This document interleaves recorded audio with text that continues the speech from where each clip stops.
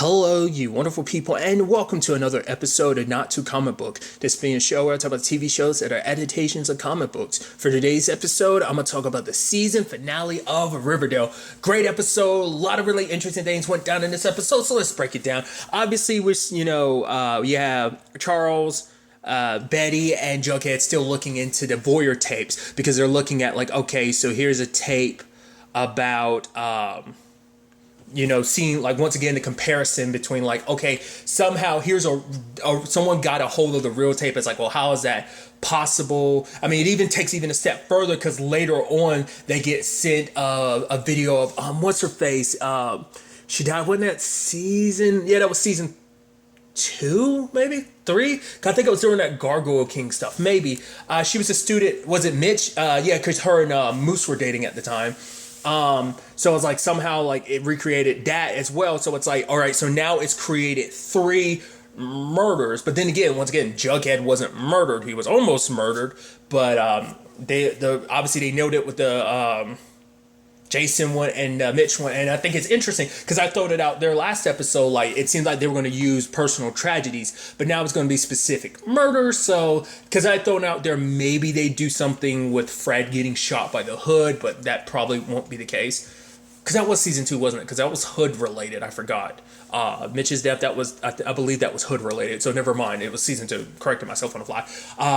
But nevertheless, at the same time, that's all going down. It's like, the fact is they got to deal with Honey, and like Honey's just kind of being an asshole because like, Betty, I told you to turn this in, like, you got to give me advance notice. But she's like, no, like, the committee said that they'll take it, if we turn it in this afternoon. He's like, yeah, but I wanted to examine every single page, so no yearbook this year. And obviously because of this, everyone's kind of pissed at him and everything because it's like, not only is there no yearbook, a lot of the group has been banned from the prom for various different reasons over the course of the season, but it's like, and that means the only people who can go to the prom. And then Archie looks at Jughead and be like, hey, want to go to prom with me? And Jughead's like, yeah, but I'm not going to put out. And I love Kevin's line of, let the fanfic begin, which, I mean, there had to be a wink and nod because there probably, I would assume, because it's the internet, there has to be like Jughead and Archie like fanfic.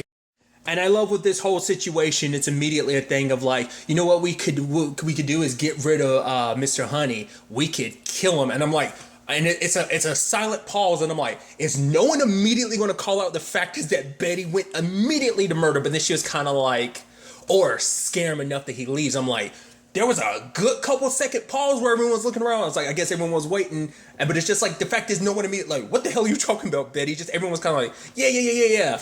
And so it's like, okay, let's basically kidnap him and basically torture him, make him think he's going to die, and basically force him to leave, scare him so much that he's going to leave Riverdale. And they're like, Reggie, can we use your car? He's like, hell yeah, after what Mr. Honey did to her? Nah, let's do it. It'd be the perfect revenge and stuff like that. But then it's kind of like, yeah, we could do that. But Reggie's like, we could just do an old school classic of a great senior prank that he'll never forget. And it's like, and then I love Betty being like, or we could do that, sure. And then they like super glue him to his chair and the phone, and I love Betty being like, yeah, I still think we should have killed him. I'm like, okay, Betty. But the fact of the matter is, obviously Honey didn't appreciate that because like it's until the culprits come forward, prom is completely canceled for everybody. But it turns out it's not just Reggie that was a part of it. Kevin was behind it, and so was Archie. And it's like or Kevin's like, I wasn't able to go anyway, but like Cheryl being like, we were planning to crash it, now that's no longer a possibility. So now it's just kind of like, and I love what this situation ends up escalating and becoming.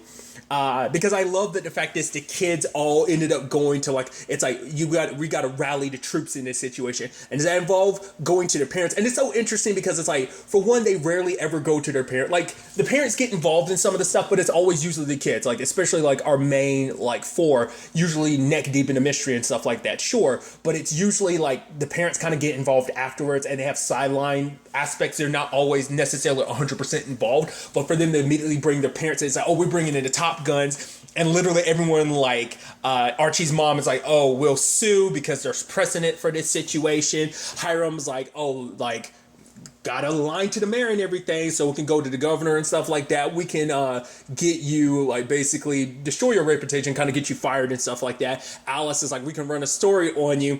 And I love that he looks at FP and Kevin's dad is like, well, what are you two gonna do to me? It's like, and FP's like, we're just the muscle. And then Kevin's dad kind of puts a look on his face like, yeah. So it's like, wow, they just muscled their way through this. I love it. Go Parents. I just love that. And so Honey kind of has no under. Oh, didn't forget, because obviously Cheryl brought her Nana Rose as well, and I love that. Well, can't necessarily bring your mom because that whole complicated thing. So there's that. But nevertheless, I also love. But the fact is that he kind of has no choice but to submit, and everyone goes out celebrating. Cheryl kind of makes a point of it. All the parents are gathered. Obviously, the parents are talking about the fact is they're proud of their kids after everything that they've been through. It's like you being able to celebrate like this and have fun is good. I love just feeling like my boy going to college, the first Jones to go to college, and it was a nice celebration. So it's like, oh, they had this leg up on Honey, and I loved it the entire time because like he got invited. He got like basically he had sent out a letter to Iowa State. What was it, like a college or whatever? And they basically wanted him to write an essay. Obviously, like he hasn't had kind of a little dry on material, but because of Betty's idea about what to do with Honey, basically Jughead took that and ran with it. And immediately that was happening, I was like, I see where this is going. It went exactly where I thought it would, and I was like, I had a feeling that was immediately where they were setting it up. But we'll get to it soon enough. But literally, it is interesting, like taking the premise behind it, and it's like, all right, basically, it's like we make the plan that Betty had, but it doesn't go through all the way. It actually fails because he's like, oh, I know it's you, and it's most likely this person. Reggie takes off his mask. He's like, he already knew it was us. It's like, no, because you're an idiot, Reggie. I guessed it was you. You basically confirmed it. So, but then obviously like Honey talking mad shit because he's talking about like Reggie's dad. I think he's done that before in the show too. Hasn't like hinted to what Reggie's dad has done to him. And Reggie kind of beats on him a little bit, but Archie and Jughead keep him back. And Cheryl's meant to watch him, and he's like, oh, I didn't take you as much of a follower. It's like, oh, he's on some psychological warfare, because basically it's like, oh, call the cops. Well, you guys will get in trouble, but you won't be throwing away your entire future. Because she was like, oh, you basically do a video saying that none of us will be punished and that prom is back on. And it's like, oh, and he's like, okay. And after he throws out his proposal, so she's like, okay, so no video, huh? And just kind of walks away. I just thought that was interesting. Then you have Archie and Veronica coming in, and he's dead. I was immediately like, is he faking dead or something? It's like, oh no, he's straight up dead. And then it turns into a, holy crap, what do we do? This is so messed up. He's dead. Oh crap. Everyone's kind of like losing their shit. In particular, Reggie is. And I love in the story, it's like, all right, we have to dispose of who here hasn't disposed of a bot? Who here has experience disposing of a body? Literally everyone but Reggie raises their hand. I'm like, that's crazy when you think about that. And even Reggie's like, am I literally the only one who's never had experience of disposing of a body? And Archie's like, no time like the present, bro. And I'm like, I think that's actually a good thing, because that just means despite all the darkness, all the messed up crap that's happened in Riverdale, like that murdery stuff has never touched Reggie personally. Obviously, like every evil that's going down in Riverdale has touched every person in some shape or form, but not to the extent it's touched this other group of characters who are like, oh yeah, we know what it's like to dispose of a body. So, and I even love Jughead when he was like reading the story, because like he printed some pages out for Betty, and she's constantly reading it throughout the episode. And I love the fact that she's like, wow, this is dark. And Jughead's like, too dark? And she's like, no. And she was loving it, and just like the twists and turns. And I think it's so interesting that like Reggie ended up having a conscience about the whole situation. He was like everyone else was like, oh yeah, what we're going to do for college. Even I'm like, that's a little psychotic. You guys aren't even acting depressed. You're moving on like it's nothing. Sadly, to be fair, it's like, I think even Betty had talked about it at one point. She's like, wow, this is actually sad because we've had these exact conversations. And even Jughead was like, it's eerie, isn't it? Because that's the incredible thing of like, it is a little too close to home. To be fair, all the stories he was telling at, the stories he had wrote at Stonewall were based on everything from like Jason to the Black Hood stuff, so it always, it hits close to home. Truth is stranger than fiction, and also adds that level of realism to it because it is real.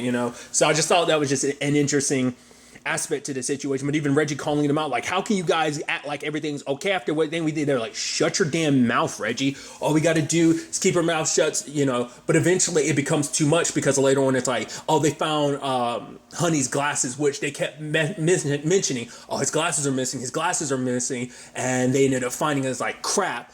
And even Jughead being like, oh, is it a little too forced to be? The fact is that they just happened to stumble across the glasses or something like that. He was wondering if it was a little heavy-handed in the storytelling. I thought that was kind of an interesting perspective, because I think the argument could be said about like the same thing kind of happened to him, because it was like, oh yeah, them finding a rock. I mean, to be fair, that's like the evidence was meant to be found for them and stuff like that. This was more like an accidental, like, oh crap, his glasses fell. We have no idea where they are.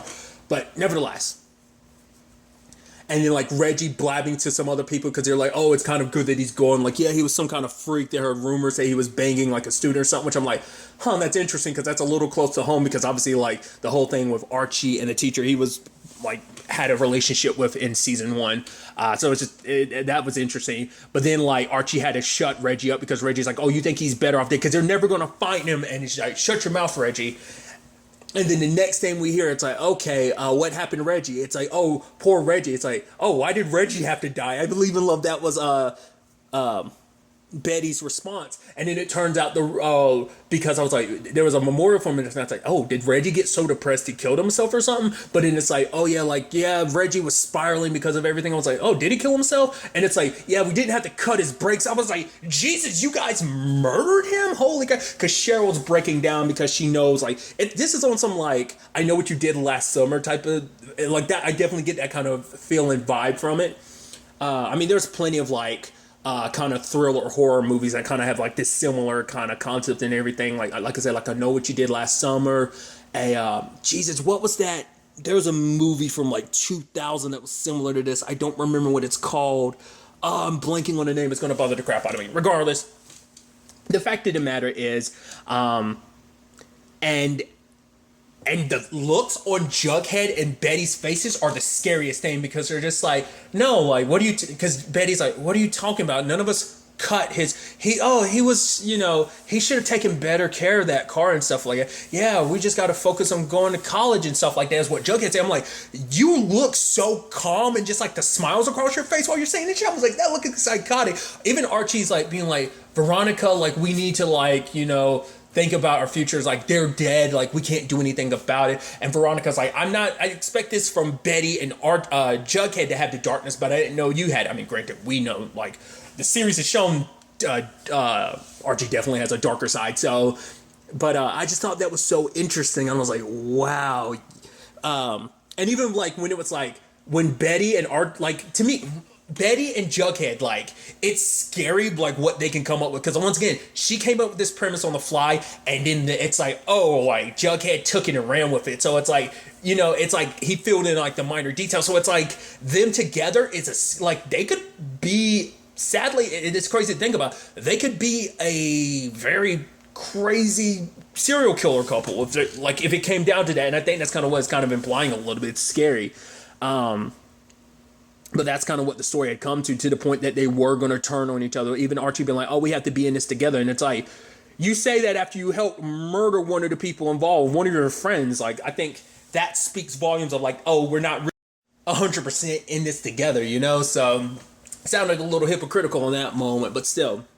And then you have Honey being like, in real life being like, oh yeah, oh, we got this video. Oh, the voyeur. Oh, yeah, I guess I'm just going to have to cancel everything now. And it's like, oh.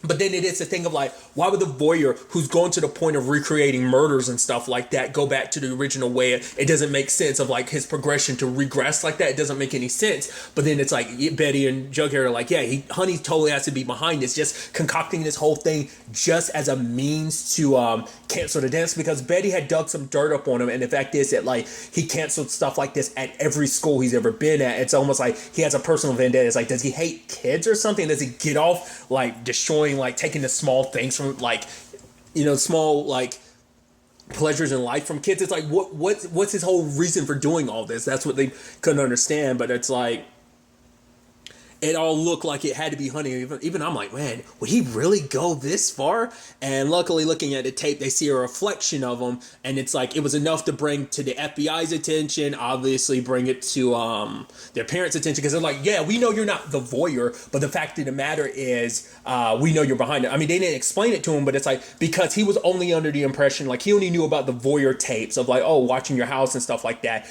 because they kept it tight-lipped about the new videos about like the murders and stuff like that, so he wouldn't know about that. So his plan to kind of feed this into that kind of backfired on him. So now Honey's getting fired, and obviously, like, he doesn't let them have their victory. He's actually really smug about it, because he's like, actually, the fact of the matter is, I've got a job lined up. I'm at Stonewall Prep now, and they're actually paying me like 3 times what I was getting here. So it's almost like you idiots thought you won. You can't beat me. Which is interesting, because at the same time he's being smug about that. He's trying to be like, everything I'm doing is for your sake. You don't realize it. He's like, I'm trying to bring normality to this school. Like, everything that this school has been through, all the murders and terrible stuff. Like, I wanted a normal life for you kids. But it's like, this is our normal. This is Riverdale. Hell, there was even a line when they were burying his body in the story. Reggie's like, how deep does this hole have to be?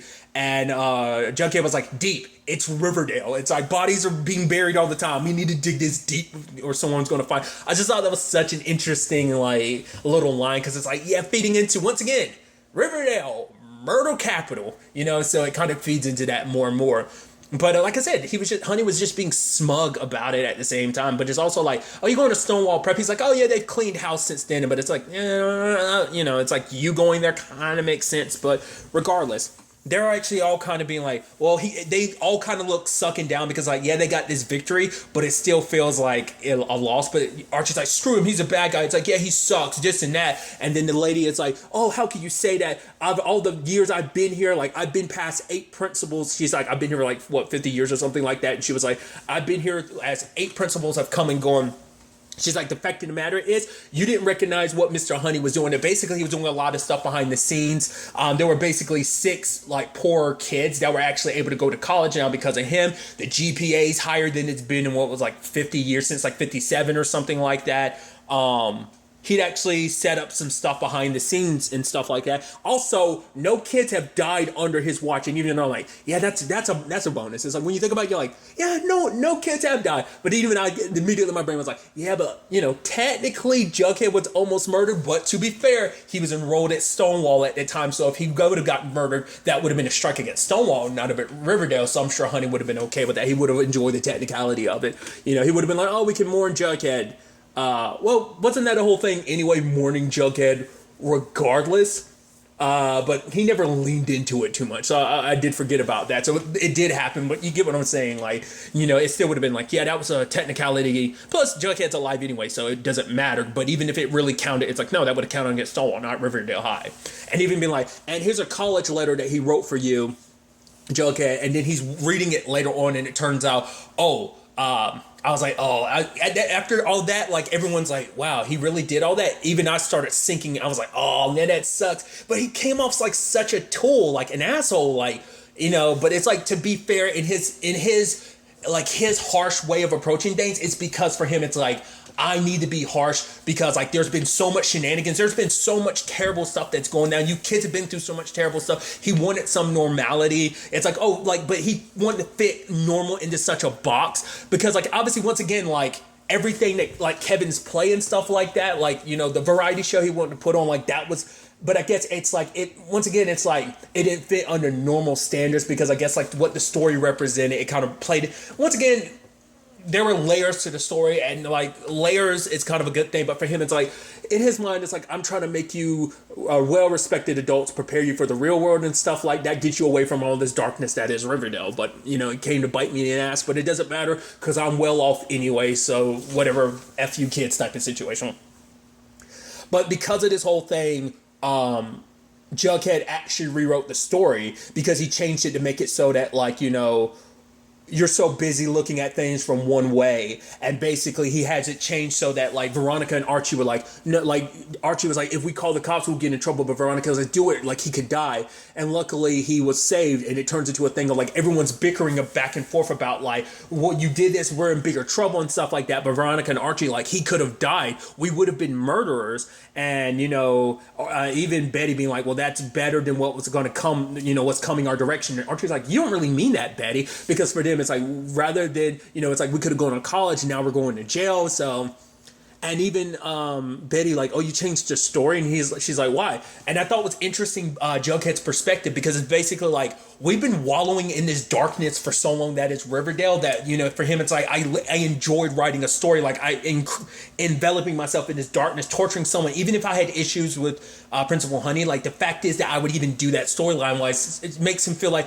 I've been swept up in the darkness. Like, we've been in the darkness of Riverdale so long that we would like, and once again it's like, what did he tell Betty? She's like, oh, this is dark, and he's like, is it too dark? She's like, nah, it's just right. It's like, the fact is they can't recognize how effed up that is. Once again, even the fact is that what we're going to torture our principal to get our way, even that's messed up. So it's a thing of like, it's a give and take of like, yeah, Honey did a lot of terrible shit, but they kind of did stuff in retaliation. But at the same time, like, their retaliation is just like, honestly, just high school kids type of stuff, rebellion. So it kind of makes sense. He's the one that kind of took it too far. It's like, they messed up your office and stuff like that. I mean, for you to go and destroy someone else's property, their car. So it's like Honey crossed the line in his own regards as well. But another thing that has to be considered, and it's like threw this out there last episode, let's not forget, we know that Honey went to that store. Now, granted, Ethel was at the store too, because it's like, oh, what kind of risque stuff am I going to find here? Didn't know she was going to stumble across Betty and Jughead's sex tape. So, yes, that part of the store has some very like messed up snuff films and all that other crap. But the fact of the matter is, not everyone's well versed in that. But once again, Honey went there, so we don't know what his kink is. Maybe it could be something harmless, but that section isn't harmless. So by association, go like once again, that's my thought, is that Honey puts up this pretense. The reason why he's so strict is because he's trying to overcorrect, because trying to pretend like, oh, I'm a straight-laced good person, when in actuality I'm this evil, duplicitous person behind the scenes. I mean, to be fair, look at how, like, he ended up being the Black Hood. He ended up being this serial killer. So, Betty definitely has her darker side, that's kind of supposed to be the contrast, because obviously Betty's kind of got like, oh, I'm this, the girl next door vibe, but she definitely has like that darker instinct inside of her, so it is a thing of like, I mean, it's Riverdale, so everyone's kind of hiding beneath the shadows and stuff like that, so regardless, but Jughead and Betty, they at their house, they get one more tape, and it's of a cabin. They're like, oh, where's that supposed to be? And the moment he's like, oh yeah, that's where Sheriff Mineta died, like, because that's where him and Hermione would hook up, and she killed him. And it's like, just like in your story where y'all took Mr. Honey. I'm like, oh, this is gonna get. And when they showed up there, I actually expected them to find Honey's body, but they didn't. They found a tape of someone wearing a bunch of masks like them stabbing Honey, and it's like, oh, okay, but it's not the real Honey. It's just him in the mask. I almost expected them to take the mask off to be like, oh, actually, it's the real Honey. So, but that's the real kick in the teeth, though. The only people who've had access to that story is Jughead, because it's on his computer, and the fact is that all the other copies were Betty. She had like printed copies, so whoever it was snuck in and got access to Jughead's computer. There's some part of my brain that's like, I don't think it is, but you don't think his sister Jellybean's behind him. I don't know. It's just, I just think it's suspicious. Like, the fact is, it's like, whoa, Jellybean, get out of here. We're watching this. And he's like, fine, whatever. Just curious kid. Fact that she found the tape and everything. Once again, I'm probably reading too much into it, but the kids can kind of go down darker routes, because she almost got mixed up with that kid with the gargoyles and stuff like that. He's kind of a, that was, what was his face? His brother, Joaquin's, brother, like that type of thing. That's why I'm like, is there something to that? Maybe not. But that doesn't suggest necessarily that Honey is dead currently. But the fact is, because that's what the Warriors do. Like, well, to be fair, they've always done murders, recreated murders that hadn't happened yet. That had already happened. This is the first time they've created one ahead of time. So maybe that is actually Honey underneath. Or the fact that this is supposed to represent, oh, we're going to do it, and we're going to use your plan to do it. You concocted this perfect plan, and that's going to turn into a thing of like, now they're actually going to, well, now they're going to look like the number one suspects when he turns up dead, which is going to be a complicated thing. Like, 'cause you literally had to deal with that earlier with the whole Jughead situation. But regardless, sets up some very interesting things. Like, obviously, once again, this is unintentionally the season finale. Obviously, there were supposed to be 22 episodes in the season, but like a lot of stuff, because of production's being shut down, this has been cut short and made into the season finale. Kind of being a very interesting point end off the season anyway. But I'm assuming what would have been the storyline for the next, 3 episodes? Yeah, 2021, 22. What would have been the story for those next 3 episodes, I'm assuming is going to get folded into the next season, because the show was renewed for a 5th season. So yeah, I'm sure they're going to kind of pick up with this, like whenever things are able to kind of get back started. But I'm very interested to kind of see, because it doesn't even give us a full scale of what to expect, because obviously the real season finale would have given us a better idea of what to fully expect for next season. But I'm sure this is just going to be the tipping scale. Like, I'm sure all of this, like the Foyer stuff, because it became a more important thing in the later chunk of the season. So that's why I'm thinking whatever this thing is, it's definitely going to carry over into next. I mean, to be fair, there's also the whole thing about them going to college too, because obviously this is the end of their school year and everything. So I'm sure that's going to be folded into next, like this Foyer thing, probably in combination with them going to college and stuff like that. You know, that is the thing too, like what is going to happen like once they do all go to college. Like, I mean, granted, they're going to have a summer before they go to college, so that might be like more investigating and stuff like that has to be, you know, dealt with, because that just seems like that's currently the immediate threat that needs to be dealt with. To be fair, we know, Hiram got involved with that gang from last episode that, you know, he ended up killing home dude's father who beat him up. So it's like that's going to circle back around. So like obviously there's enough threads for other storylines for this to become a bigger thing. But obviously the Boyer thing is going to be the biggest thing. And once again, I believe, like I said, not unless because I was about to say like not unless Honey was behind the Boyers. That's what I was thinking before. But maybe that's not the case. Maybe, I don't know. Once again, we got to find out what he was at that store for, like before we can really get a figure of like where he stands in the grand scheme of things. Like I said, maybe it's a harmless kink that's okay. It's weird, but it's not illegal. That is okay. Or was he looking for some illegal shit? That becomes the question. So, and once again, like I said, Charles and Jake, like, I think they are connected to this whole Voyeur thing. We still haven't really circled back to that, because we haven't seen Charles meet with Chick after a while. But once again, like, the whole thing is about him gaining trust with Betty and Jughead. So it's like, working this case with him is the best case of like, oh, I'm looking out for my family, blah, blah, blah. Like, I'm sure he has his own part to play in it. Like, I don't know. There's a long list of, potential suspects of this whole thing.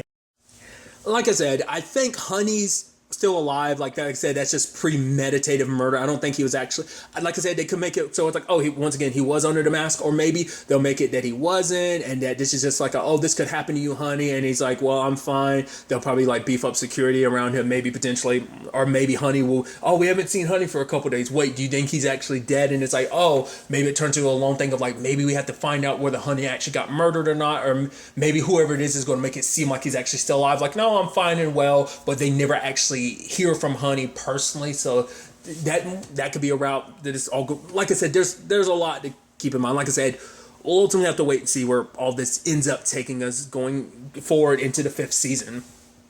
But really, that's all I want to talk about. Till the next time we meet, be happy, be safe, live life to the fullest, and enjoy it. Good day and goodbye.